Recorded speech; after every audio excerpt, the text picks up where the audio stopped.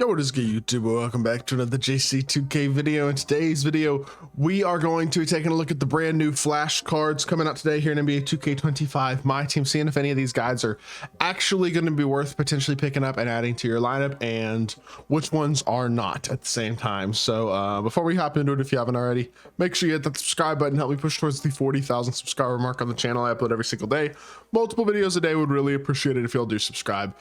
Without further ado, let's hop right into it, and let's start off with the first card today, which is going to be Galaxy Opal Trevor Booker, a name that I am sure many in the MyTEAM community, at least many of the younger members of the MyTEAM community, don't know.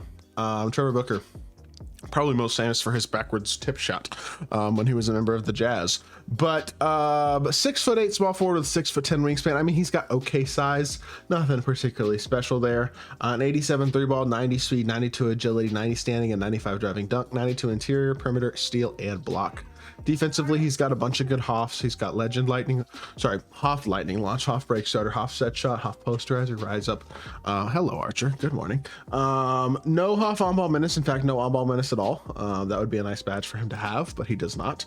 He's got MPJ's jump shot with Devin Booker upper on very quick. That is going to be an awesome jump shot. Pro 2 fade as well is very nice. Rush dribble style and Kimbo escape. I mean, he looks solid for a wing, no doubt about it. Good dribble style, great escape.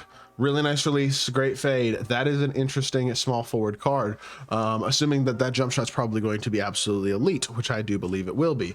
And so, look, I mean, he looks solid for sure. This looks like a pretty solid, well-rounded option at the small forward position. Maybe a little bit, I mean, you're going to want to add on ball minutes, right? It'd be ideal to get it on Hall of Fame, but as is, he looks pretty good, and a badged out version of this card could absolutely compete.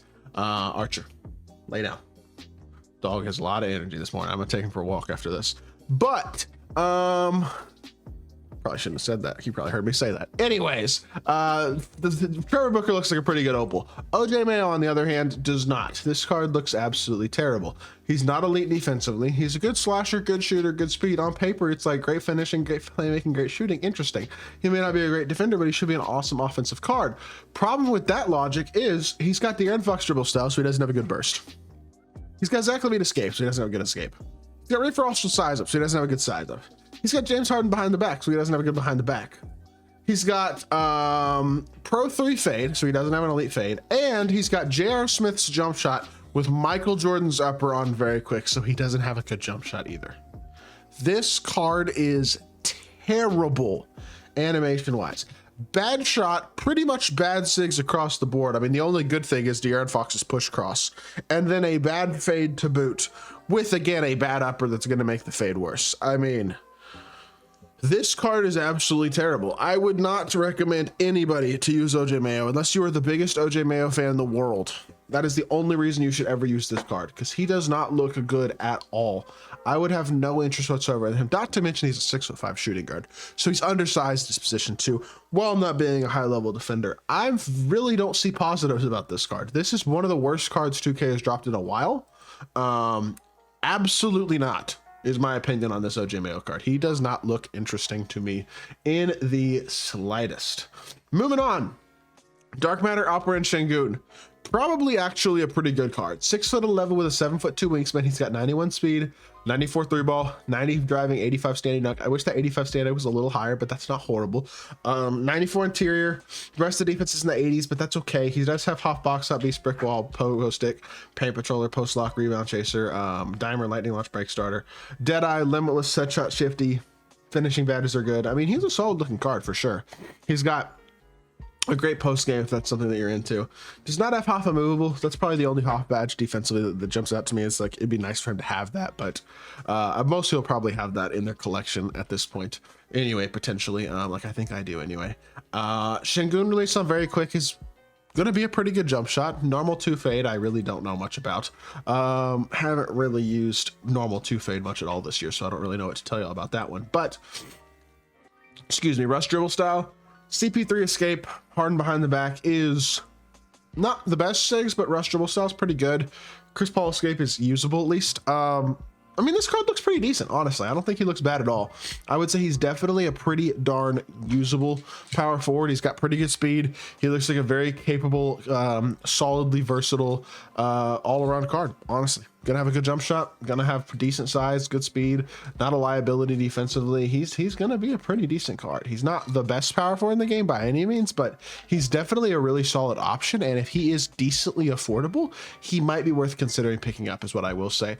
If you can get this card pretty affordably, I think that's gonna be a pretty solid card, to be totally honest. Not too bad at all at the power forward position right there for Alperen Şengün. And then the final card in this drop obviously is Clyde the Glide Drexler, who, I mean, you would think would be awesome. I will say Clyde's top tier cards the last couple of years have been 100 overalls, and Clyde's top tier cards the last couple of years have been point guards.